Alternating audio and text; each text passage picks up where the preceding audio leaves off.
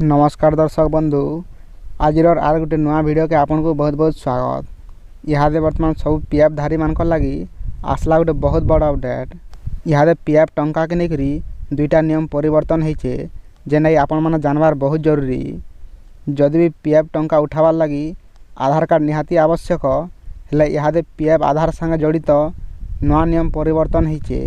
इथिरे किछि लोग अछन जेन माने कि बिना आधार लिंक रे मध्य पीएफ टंका उठे पारबे।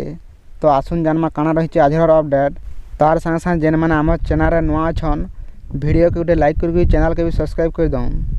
ईपीएफ नियम अनुसार जदि कैंसी भी कर्मचारी तांकर पीएफ क्लेम करवार लगी चाहबे बेले अर्थात पीएफ टंका उठावार लगी चाहबे बेले तांको यूनिवर्सल अकाउंट नंबर और आधार नंबर लिंक हेबार निहाती आवश्यक।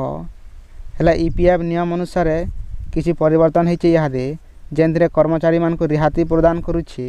जे माने बिना आधार रे ईपीएफ रु टंका उठाबे से मान को डिस्काउंट दउछे।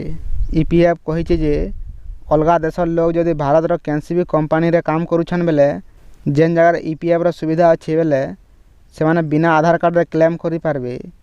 तार पर जेन कर्मचारी माने पीएफ संगे जड़ित अछन आरु सब काम पूरा करिछन बेले आरु से माने विदेश जइछन बेले हेले मध्य से माने छाड़ पाई पारबे।